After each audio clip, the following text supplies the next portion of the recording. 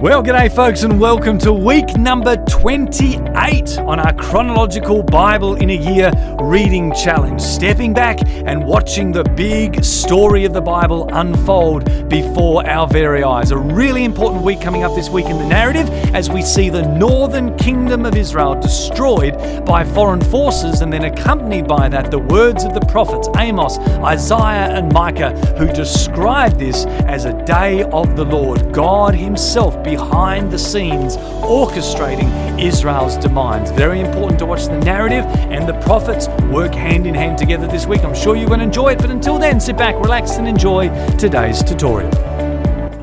Well, good day everyone. Thank you very much for joining me in the great outdoors yet again here in our chronological Bible reading plan. I'm sitting under our pergola because it started raining just a minute ago, so hopefully we can avoid that and get on with week number 28, an epic week in our readings, certainly as far as the narrative goes, because this week we see the death, the destruction, and the demise of Israel. Now, of course, you know, because you're reading the narrative along with me, that when I say Israel, I mean specifically the northern kingdom, Samaria, the capital city, otherwise known as Ephraim. That is what we mean when we say Israel, as opposed to Judah, who is in the south, because, of course, by now, as you've seen very clearly, I hope, we are dealing with a split kingdom. But that age of the divided kingdom is about to come to an end as we witness the demise of the north. All right, so far in our back and forth narrative between north and south, down the south, we've read about 10 kings. This week we're reading about one more, a guy called Ahaz, who's a bad king, and everything goes, well, south for the people in the south. Up north, we're reading about their final king, number 19, their final king, a guy called Hoshea, and under his leadership, Israel is destroyed. Now, in a practical term, the way this happens is that a foreign nation called Assyria comes from the north and destroys them in a military conquest, okay? Kind of a common thing to happen back then. So that's practically how they are destroyed, and then they're deployed through and scattered throughout the nations. However, there's more to this than just something practical. There is more than this than meets the eye. God himself is behind this destruction.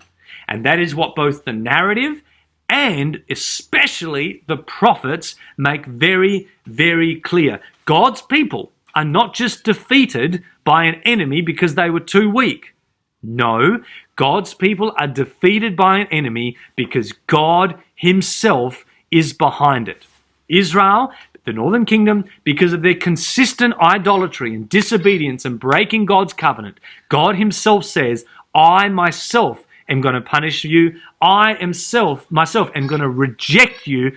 I myself am going to cast you from my presence. Practically, it's a foreign nation that's taking them over and they're driven from the land. But spiritually speaking, this is the death of a covenant relationship. And that, remember, is what we saw happen right back in the Adam and Eve story. When Adam and Eve committed idolatry, they put something else before their relationship with God, okay? That relationship did not only end as in they experienced a covenantal death and the loss of God's presence. That's what happened spiritually or relationally. But physically speaking, they were also taken out of the Garden of Eden. So this association with the physical land and the removal from God's presence now continues in the story of Israel. God says, I've thrust you from my presence, and he is casting them, practically speaking, from the promised land. All right, so that's what you're going to see in this week's narrative, and it especially comes through in the ministry of the prophet. So, here we go. This week we are reading 4 chapters of narrative, and that's pretty straightforward. You'll see that 2 Kings 17 is a whole summary about this destruction. Very, very, very important, an absolute pivotal chapter, 2 Kings 17. But this week I want to spend most of my time talking about the prophets. We're going to start Isaiah, a massive prophetic book that's going to take us a few weeks to finish because he prophesies over about 60-year period, okay? But this week we're going to read Amos and Micah. They're 2 little books. Amos is 9 chapters, Micah is 7. I insist you read each of those books in one sitting. I'm sure by now you're used to me saying that, all right? Amos and Micah, basically together with Hosea that we'll read last week, they're basically three peas in a pod. They're very, very similar prophets. Amos and Micah in particular, they're both country boys, okay, from the south, who prophesied the destruction of the north about 10 to 40 years before it happens. Hosea is similar. He also prophesies about the destruction of Samaria. Both say that this is the Lord's doing. Okay, so again, they confirm that. This isn't just a physical army coming in to destroy a physical city. No, this is God himself is behind this. God himself coming like a lion to attack his people. God himself stirring up this nation against them. But the only thing about Amos and Micah is that they don't know which nation it is. They don't name Assyria. Okay, that's up to Isaiah and Hosea to prophesy that. At this stage, the foreign invaders are unnamed. But according to these prophets, this is key, this event in spiritual terms is referred to, get this, as the day of the Lord. Okay, it's the day of the Lord. Practically speaking, it's an army coming in, invading and destroying. But covenantally speaking, relationally speaking, this is the day of the Lord.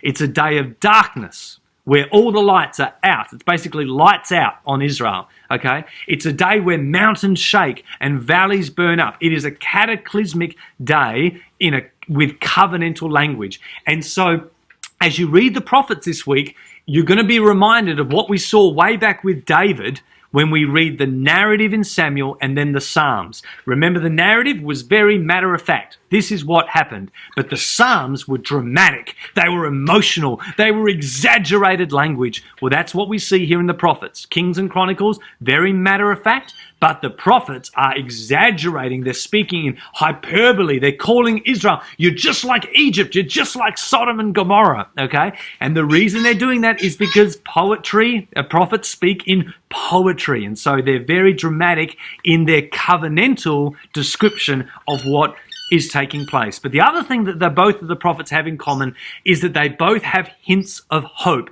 right at the end of their books, which is great because if you read Kings and Chronicles, there's no hint of any hope there. It's like, lights out, God's done with Israel, that's it, finished. But when you read the prophets, you realize, there's actually hope that is prophesied here as well, which is great because Micah and Amos, the other thing they have in common is neither of them are mentioned in the narrative. We wouldn't even know they existed were it not for God retaining these prophetic books. So super, super glad that we have them in our Bible. And when he talks about the hope, they talk about David's tent, this united kingdom that's now divided, somehow coming together, that somehow this will be done by a king who will come from Bethlehem. Who could that be? Who will also be a shepherd to God's people and gather his people into one sheep pen. I mean, all these prophecies come at this period of time, over 7 to 800 years BC. That's what we're reading about this week, where somehow in the future, God will forgive their sins and a remnant will return and be restored. All right. So there are hints of hope in there. The point is this: Amos and Micah are like two peas in a pod, okay, very similar prophets. Both are from Judah, prophesying the end of the northern kingdom, but both also declare hints of hope for restoration, which is very important to take note of. Isaiah is a major prophet. We're going to read the first 12 chapters of him today, this week. I'm not going to say too much about him today because we're going to be stuck in Isaiah for quite a few weeks, okay, into the future. But essentially, Isaiah is quite similar. Unlike Amos and Micah, though, he's actually a city boy from Jerusalem. So he's down here in the south. And he doesn't just focus on Israel. He prophesies to everyone, okay? So one of the things we need to be real careful of when we read Isaiah is paying attention to the audience that he is prophesying to. Sometimes it's the south, sometimes it's the north, sometimes it's all the other surrounding nations. He has a go at all of them, okay? So we really, as we work through Isaiah, we need to pay attention to the audience. We need to pay attention to time statements, okay? This week, the first 5 chapters of Isaiah have no time attached to them. They're very general prophecies. Some of them apply to Judah, some of them apply to the north, some of them seem to apply to both.